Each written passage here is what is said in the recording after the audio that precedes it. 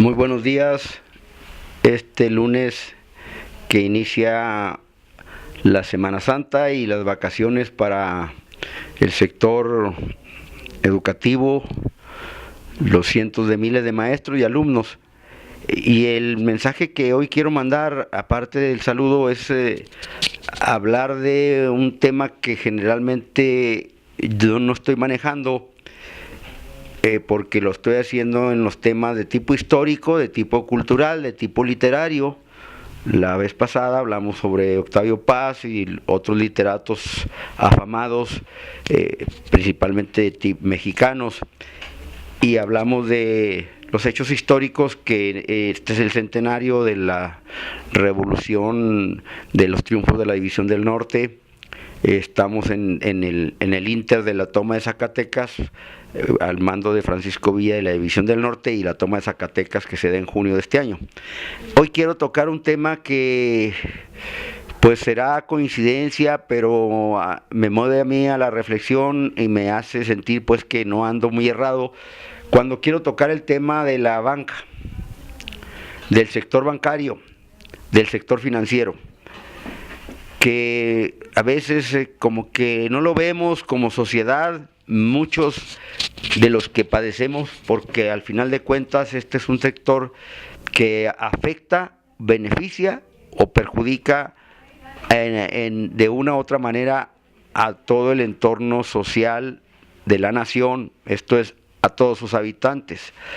y que a un pequeño, muy pequeño sector los beneficia, enormemente los beneficia. Y eso viene desde que México es México, cuando menos a partir de fines del siglo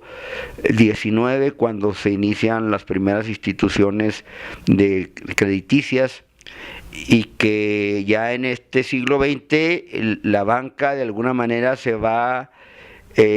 independizando, valga la expresión, y México deja y permite que al final de cuentas se imponga una banca comercial a los controles que debe tener el Estado. Esto es, el Estado mexicano a través de su instrumento que es el gobierno mexicano, y que debe marcar la norma y la pauta jurídica para que no se cometan abusos como se han cometido a lo largo de muchas décadas, a veces más, a veces menos, pero que en ocasiones han sido absurdos, para no decir de otra manera, escandalosos, los abusos que se han cometido, por ejemplo, lo que terminó con el llamado FOBAPROA. Esto es, que después de una serie de caminar de la banca comercial, termina en crisis, en graves crisis, y quien entra a resolver esa crisis es el gobierno, como debe ser. De alguna manera tiene que tener los controles para que el país no entre en una severa crisis como han entrado en otras partes del mundo, y generalmente atrás de ellos están las crisis bancarias, las crisis de liquidez, como aquí en el 10, en el 11 y en el 12, Europa pasó por una situación muy grave, que echó a las calles, así literalmente, a cientos de miles en las distintas grandes ciudades de Europa, principalmente en Grecia, en España, en Italia, y movió a los países como Alemania y Francia para rescatar, para proteger ese sistema bancario, financiero, porque estaba lastimando, y eso lo podemos trasladar pues a México en nuestras diferentes etapas de la vida nacional, porque estaba lastimando esas crisis severas a los empleos, a los salarios, a las pensiones, a las hipotecas de los europeos, y de alguna u otra manera nos toca a nosotros, o como se dice coloquialmente, cuando veas las barbas de tu vecino remojar o cortar, pon las tuyas a remojar. Por ahí va la idea, pero todo el mundo la sabe perfectamente. Pon las tuyas a remojar. A nosotros nos tocó una muy severa crisis, y que de alguna manera participamos en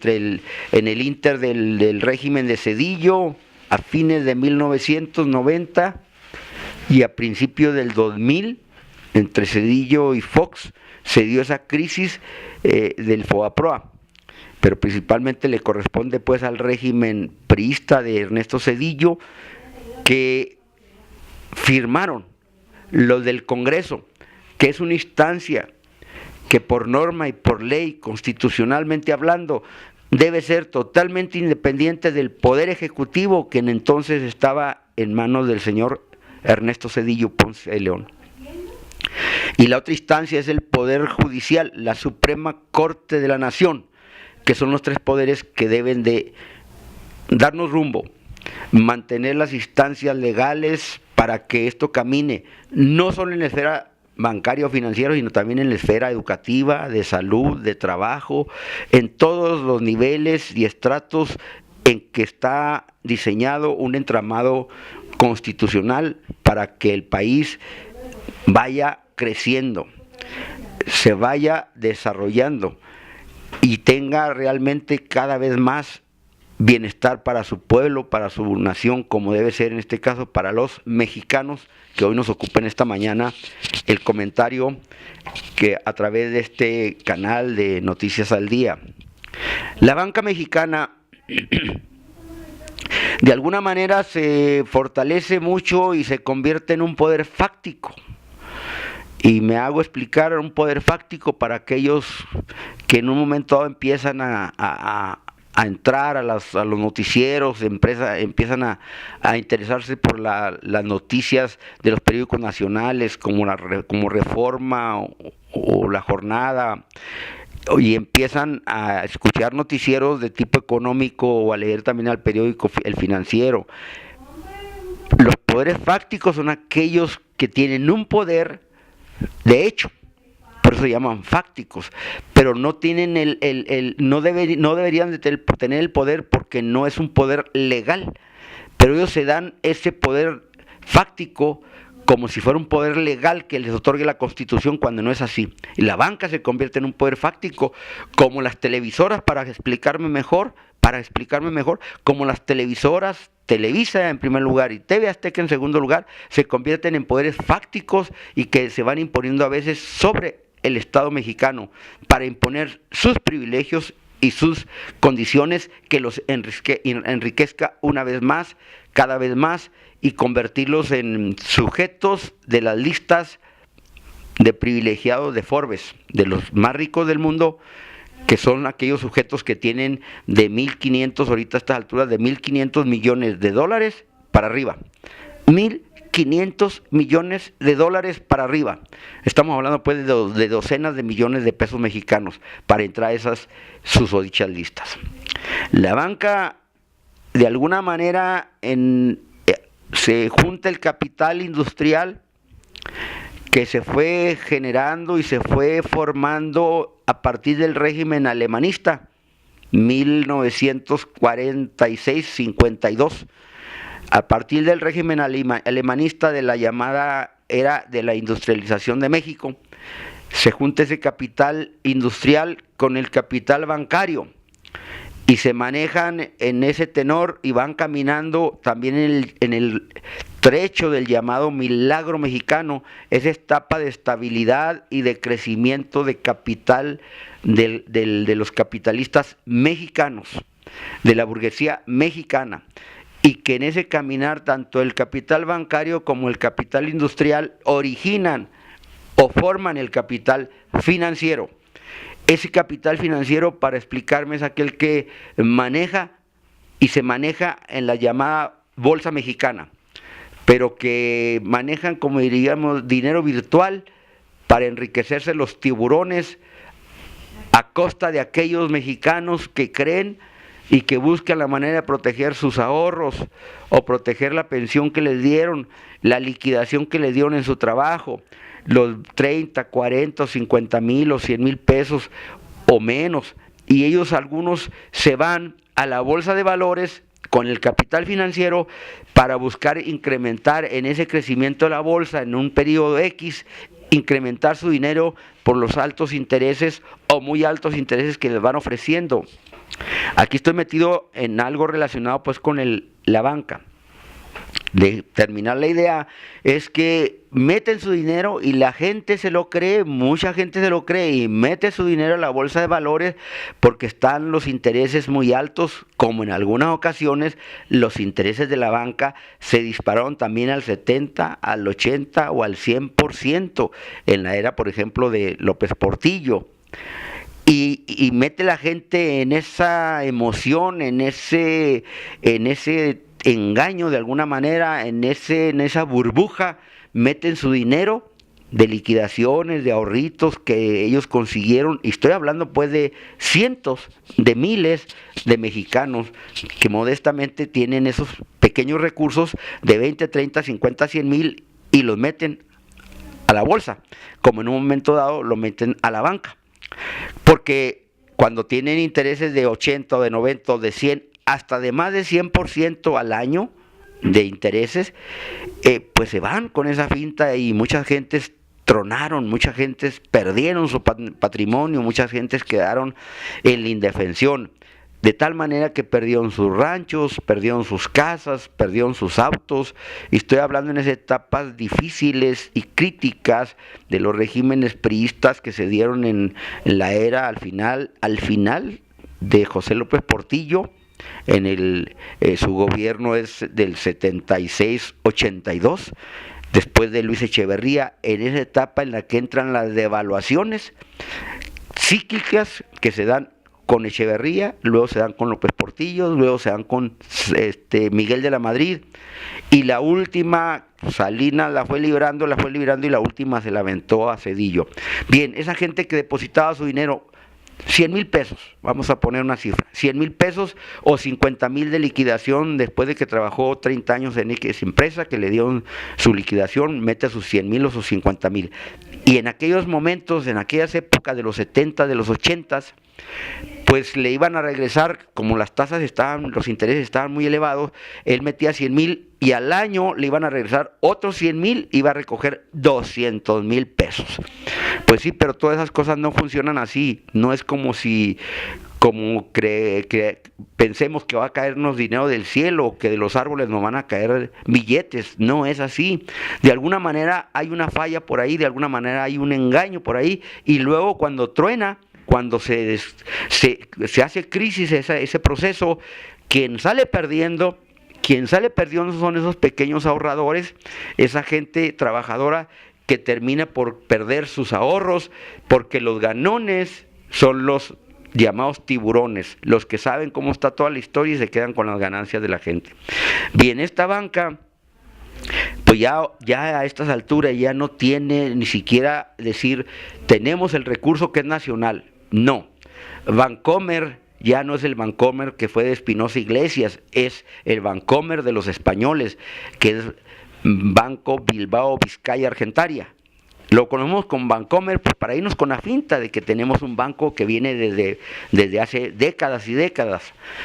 Y ya Banamex no es el Banco de México, como también teníamos la emoción que era el Banco Nacional. No, ya Banamex es de Citigroup de los Estados Unidos, y Santander es de los españoles, y Scotiabank es de los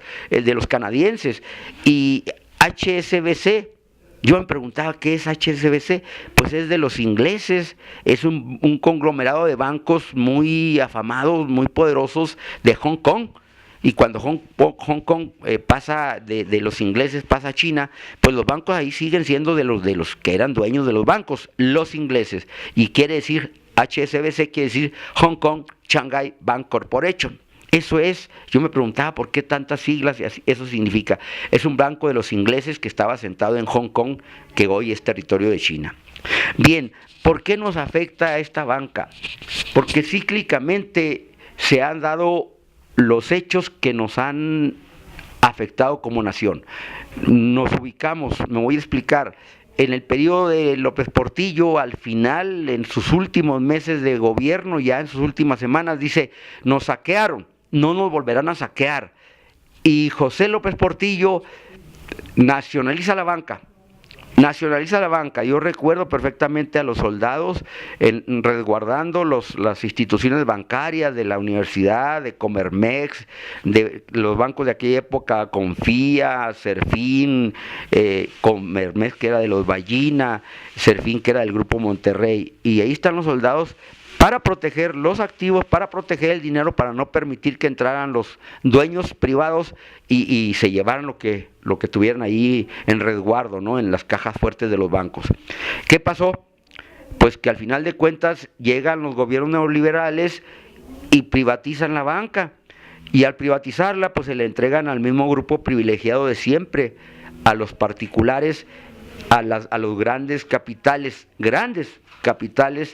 nacionales. Carlos Salinas privatiza la banca.